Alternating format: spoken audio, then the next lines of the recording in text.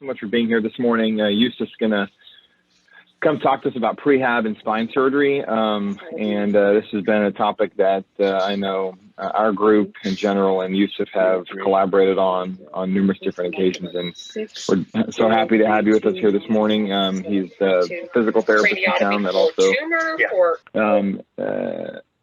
treats all kinds of different pathologies and disorders and gets a lot of our complex patients up and running again. And thanks, Yousef, for all you've done for the care of our patients. And with that, I'll hand it over to you to give this talk.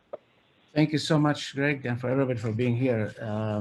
Hopefully we'll be able to go through this quickly. I know you guys are busy and heading out for surgeries, but very interesting subject as a prehab, a very passion of mine that I wanted to discuss for a while. However, as you know, there's literature is very weak in some areas more than others. And as I dove into this subject, I found out that there was quite a bit done at the institutional side, however, not on the outpatient side, which creates an opportunity to develop something in collaboration with you guys as well at one point to make things happen. So as a disclaimer, no conflict of interest with that.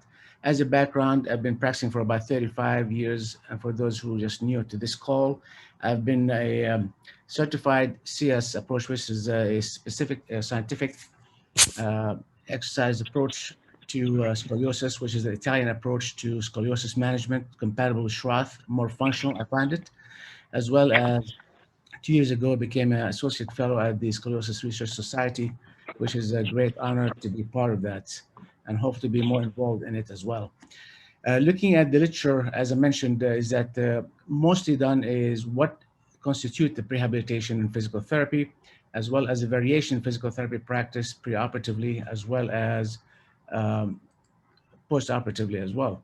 How individual surgeons also have certain protocols and preferences that influence current physical therapy practice. We've seen this quite a bit with the post-op ACL and rotator cuff repairs, and that kind of predetermine on what the procedure is being done and what they like to be done, as well as the precaution that they want us as physical therapists to be aware of. And that's a very important part of this rehabilitation process, the communication with the physician and what we can accomplish with that. And as a preoperatively, the key thing is to assess the patient's mobility and demonstration of post-op exercises. That seems to be the key aspect of doing like prehab in physical therapy in a hospital setting, is the assessing mobility in general, and also looking at post-op exercise, which is very generic in nature. The articles that I ran into recently, as late as almost 2020, they ran into overall there's no difference in health-related quality of life scores, and patients from integrated program obtained their post-operative milestone.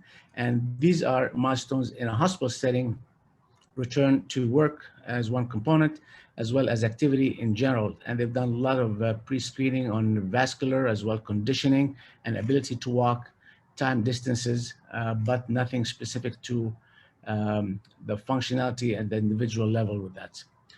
Another publication that also discussed the difference between different level of activities. There's no statistical significance difference in physical activity levels before and up to 1 year after unilateral primary total hip replacement.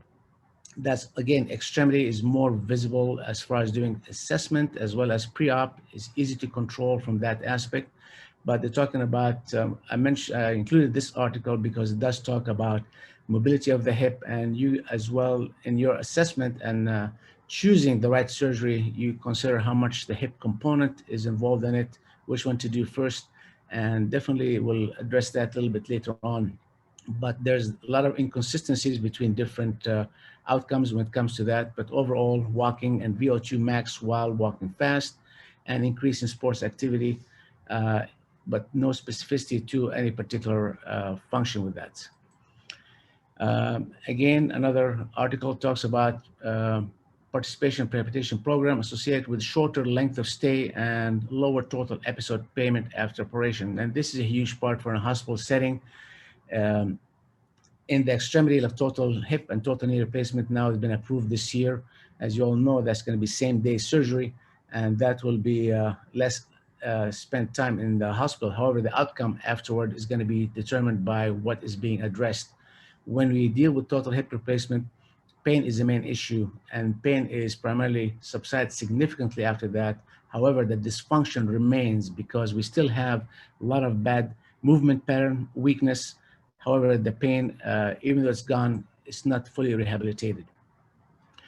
And again, effective total body prehabilitation postoperative outcome, a systemic review, early evidence that prehab may reduce length of stay, again, most of it in a hospital setting. So we need to look at from a different perspective, and I wanted just to put together something later on that I can share with you for food for thought. And I will have this available for you and send it an email format that you can have it available, including an embedded videos of exercise that we have done as an advanced level to share with you what is possible to do that. With this particular publication, again, recent 2019, focus on increasing physical activity, decreasing anxiety, or improving nutritional status. That's very important also, where physicians can selectively address the patient's selection as far as which was most appropriate. Someone who's a heavy smoker might have less likely a favorable outcome, and some physicians prefer to cease smoking for 6 months prior to having certain surgeries. Psychological states is very important because the fear avoidance, movement fearful, and we see that quite a bit in the clinic where patients do not know what to expect before surgery, after surgery, and during surgery, of course.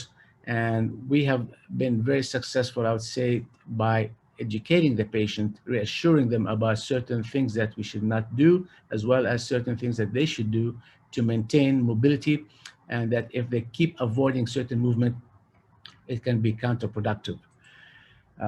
So what we need to do is, when we do a pre-evaluation, and we see a few patients, both extremity as well as spine, we need to identify certain problems such as the physical, muscular, and skeletal and neurological integrity. Cardiac conditioning is very important, psychological, emotional fear, and indication and contraindication. So all these components will come into play as we move forward with the patient. This is a brief things that I want to talk about, which is a huge part of what we do, is preparing the tissue around the surgery.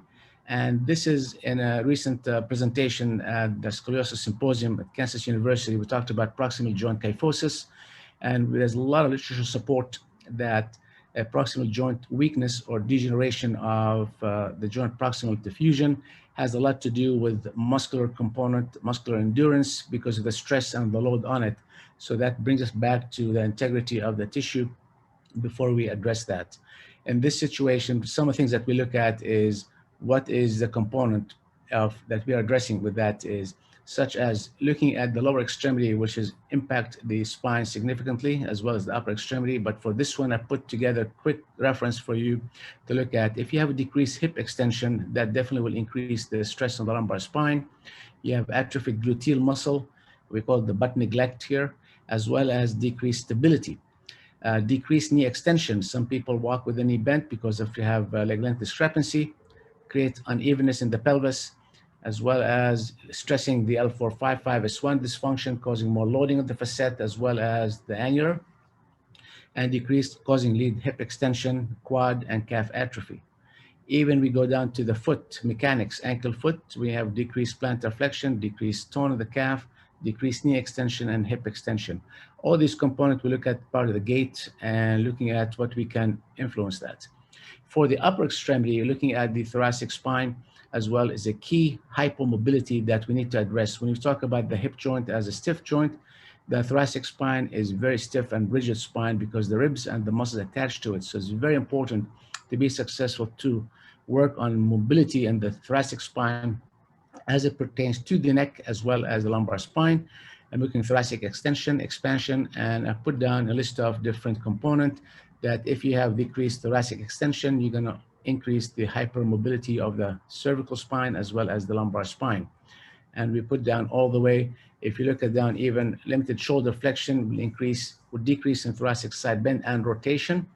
That's part of the shoulder elevation. Limited the rib expansion and breathing, increased stress on the secondary breathing muscles such as the scalenes, hypertonicity, and this can lead to thoracic outlet, which can present to us as ulnar nerve neuropathy in that particular. But we have to address the total chain of compensation that's going to help us significantly. So what do we do in the clinic is we look at differential diagnosis to find what is the tissue and lesion, what is the causalgia, what's the area of dysfunction, not just chasing the symptoms. We address both, but keep in mind that we need to address the symptoms as well, in addition to the dysfunction. Otherwise, they will come back 6 months, a year from now, if they're with us or somebody else to be addressed. Lumbar instability, again, we discussed that before in different subjects, but that's a key thing, is that what happened due to the fusion or to hypermobility area, and that's going to be addressed with us in the clinic, and especially addressing with the hip joint. I wanted to list a couple of things here. Is the hypermobility on the left side, like such as the skull, the thoracic spine is a big part, and the hip is a big component of the hypermobility with that. That might lead to the hypermobile area, such as cervical spine, lumbar, SI to a certain point, and the hip. And also systemic diagnosis is going to be including the Ehlers-Danlos syndrome and other patients that will come in with congenital problem as well as systemic problem. The lumbar-pelvic connection, this is a total hip arthroplasty patient exhibit increased pelvic motion and impaired lumbar-pelvic control. This is a huge part that we're dealing with the hip joint as a key component for every lumbar spine, because most of them are very tight and stiff, I would say in the 85 to 90%. And we need to address the hip component as we treat both the knee and the lumbar spine to make a good, stable support with that. I'll put this as a reference for you guys. You can reference that later on. I will have that available for you, how that you have leg length discrepancy. Let's look at the right side, the left side of the slide, the right facet compression because you have leg length discrepancy, articular chondromalacia, right level of annular fibers of compression, as well as shearing and adaptive shortening of the muscles and the capsule. And that becomes more degeneratively impacting the lumbar spine and causing more symptoms. And I'll leave that, take a look at that as well. This is to break it down a little bit more. As I look at the lumbar spine, with our patients complain about pain, you look at the convex and the concave side. The concave side, of course, that's where everything should be shortened and weak, and the lengthened side will be also stretched and weak in some aspect. But we know there's a lot of component with the eccentric loading. As you lean to the right side, the left-sided muscle are working very hard to maintain that stability on it. But I wanted to point out, and I'm sure you've seen it in the clinic, but we see it here as well.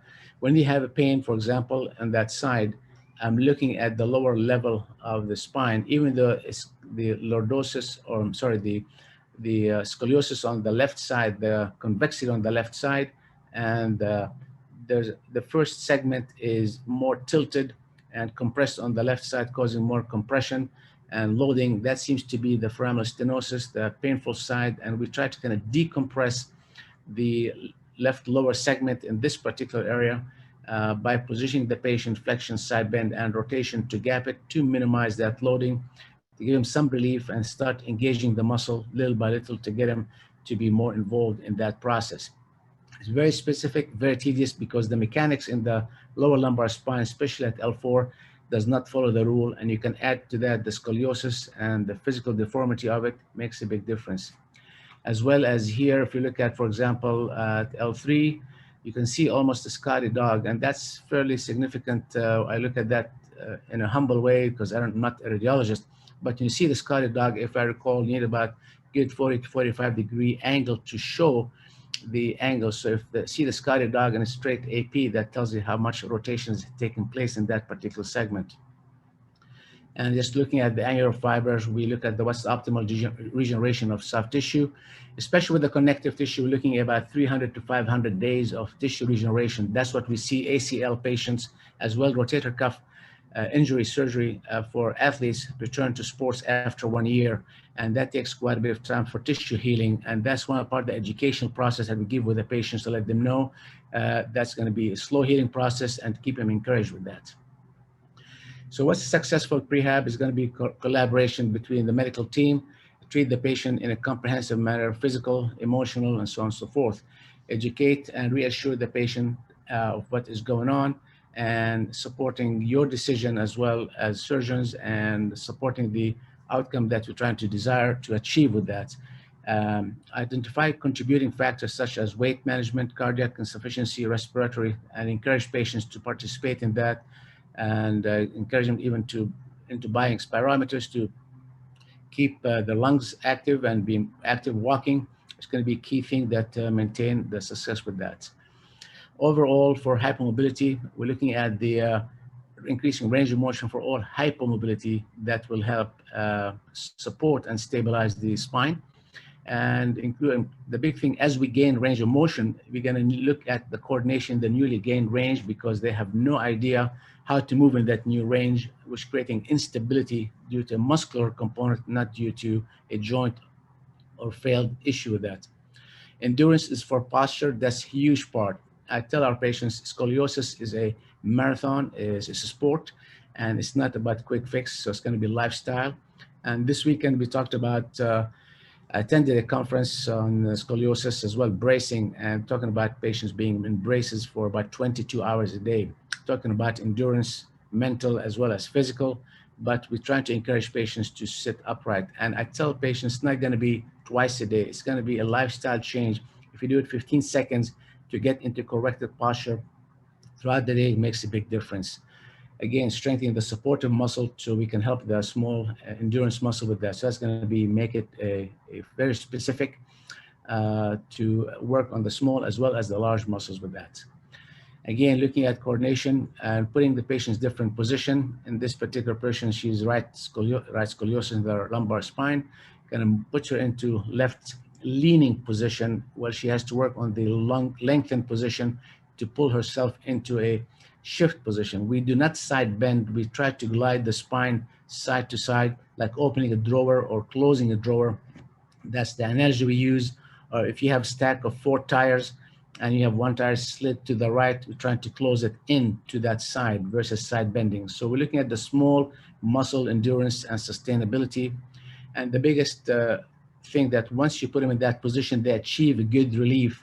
To me, that we know we will make a good difference with that because they want to be pain-free. And during that pain-free position, we challenge those muscles in different positions, such as unstable base.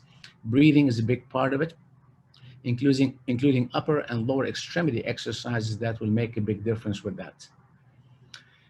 Again, challenging the patient in different positions to work at that elongation of the spine and endurance with that, both from cranially as well as caudally with that.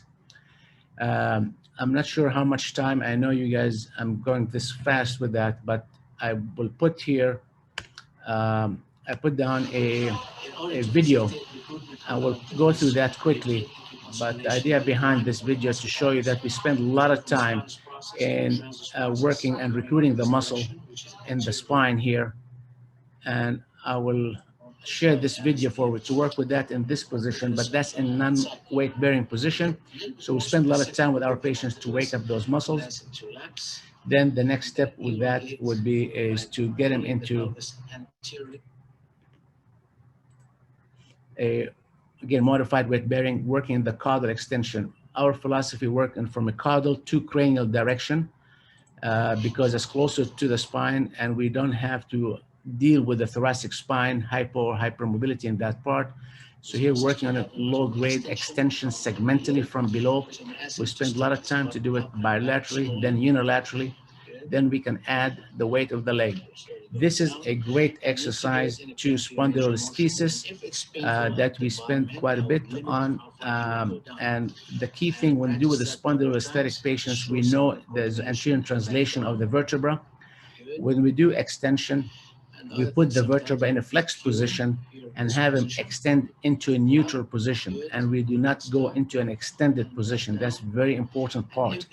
And as they can control that, then we can challenge them a little bit more by increasing the torque by extending the legs from below, as well as doing side bend, as well as rotation from below to dealing with the muscle segmentally. And that's a huge part to address for those muscles. And now we challenge them in an upright position where I can work with him caudally, but in a functional way. And I find myself being in the clinic bent over my patients to treat them, and maybe you as well in the surgery. You need to kind of maintain the endurance for the lower back muscles. So almost as I lean forward from the hips, I work on extending the spine from below to shift the weight from the ligaments to the muscle to add stability. And that's going to create more endurance, and that's what minimize the aching sensation to work in the lumbar spine. So we can challenge that. And I put the cuff weight simply to guide him with some motion, because if we don't have any weights, they don't know how to move in that direction. So the extra weight will help guide him in that direction. And we spend a lot of time one-on-one with them to make sure they achieve that goal. And by leaning forward further or shifting the weight from one side to the other, kind of target that muscle a little bit more. And then the biggest challenge with that, of course, is to go into this position. We're working in the coordinative training in the upper thoracic spine, where I ask them to stabilize the lumbar spine with that movement and work on the thoracic spine segmentally, and trying to work with that and work with endurance.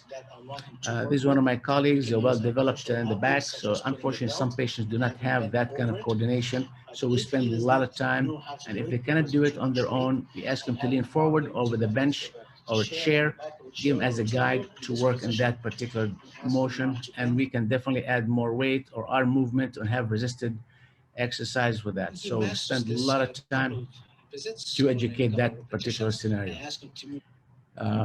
So that being said, I just want to go over that particular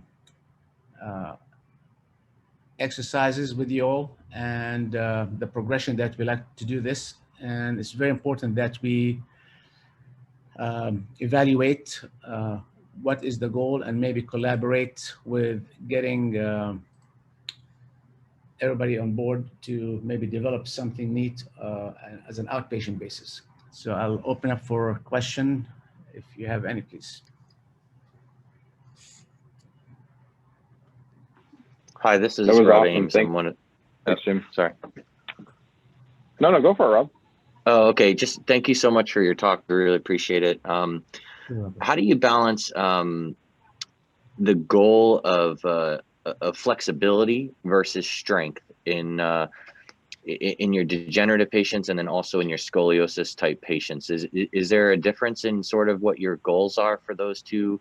Are you really focused more on the strengthening, or is the flexibility also a key component? I'm just curious from your perspective, how much one weighs in versus the other, or are they equally important? Thank you, Robert. This is actually a key part of it. Initially, we'll focus on the range of motion. If the person has range of motion, the next part, I'm going to look at the coordination part. Then we look at the endurance. And lastly, I look at the strengthening part. To strengthen somebody who is not coordinated, you're going to create the clots, versus somebody who's coordinated, you're going to create a good athlete and good performance with that.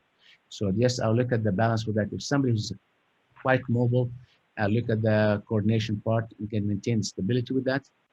And then we can look at strengthening, because I find that the limiting part is pain with any strengthening exercise, because I find it day after day, patient after patient, if I unload the joint in such a position and resist them, they will be strong as they can be. And the inhibition or the weakness, which is very subjective, as well as the strength is very subjective based on the position they are in, as well as the level of pain that they are.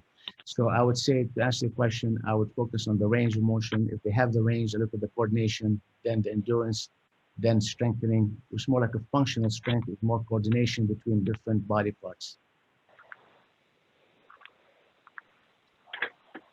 Thank you for that. You're welcome. Thank you. I think the other thing is I would be interested in hearing you say, because it's one thing to have like decompression surgery needing prehab, but when we have patients that are going to require a fusion, they're going to immediately from pre to post have a very different sensation, right? Different feel to their body, different mechanics. Yes. Are you teaching towards them, because you've seen plenty of post-operative spine patients as well? Are you approaching at the prehab visit? Are you approaching any of those topics about how you're going to feel, and how if we practice walking now so that there's some muscle memory for later, or practice posture now so that we have practice for later? How do you incorporate that? Thank you for that, Greg. That's the million-dollar question with that, because we're talking about memory and re-education. When by the time you see the patient, they've been in pain for so long. So look at a lot of aberrant movement, a lot of inhibition, and a lot of muscles have been atrophied. And to expect they're going to be great after surgery is unrealistic. So if we get them pre-operatively, we start working, preparing them that we need to retrain the muscles early on, and from gait as much as they can in corrected posture, which gives them a little bit of relief, and even sometimes having a cane to help them out to get that correction. But our goal is to get them to, most patients want to get back into their activity of daily living, and we have to check what is that activity of daily living that they have. Some people want to go back to running, and that becomes a judgmental evaluation for if they can and will be ready, because even though you have one level that's been impacted, it will impact other physicians that are involved in it. So, sorry, other muscles that are involved in it. So we're looking at preparing them from before to get the flexibility, and later on we put the functional mobility all together with that. But initially, we need to take it step by step, break it down into components before we get into a global functional movement altogether. And if that answered your question, Greg, or not, I will glad to elaborate on that more. Yeah, no, I love your perspective. I think it's something that I think I'm always curious about, and how I can help my patients, ahead of time, kind of get a grasp on what they're going to feel like afterwards. It's this balance that you're trying to find for them. And keep in mind, when a joint, for example, we have decompression surgery, let's look at, could be 1 millimeter, 2 millimeter. We do not have a lot of range of motion in the lumbar spine, especially with rotation. And you have somebody who's been degenerated for a long time. The muscles have adaptively shortened, connective tissues have adaptively shortened. Now you getting back to a new position. That's almost, the muscles have no sense of positioning as far as getting the coordination and recruitment of those muscles to pliers. So that's where we spend a lot of that time to work with them, especially with the microdiscectomy or laminectomy, not as much the fusion part, but we'll work on the one above it and below, remembering that the anatomy of the multifidus is a multi-level, multi-segment, that we work on the segment from the higher end that to maintain that integrity of the lumbar spine. Awesome. Well, thank you. And thank you for your time this morning, Dr. Yousef. Appreciate it so much. And we're going to probably stop the conference now and just wish everyone a wonderful week. And if you have any other questions, I'm sure Yousef would be happy to get any feedback from you guys, or whatever you like. So Yousef, thank you for everything, and look forward to catching up with you soon. Thank you. Thank you all. All right, bud. Okay, guys. Have a wonderful week. Thank you, everybody. Bye-bye.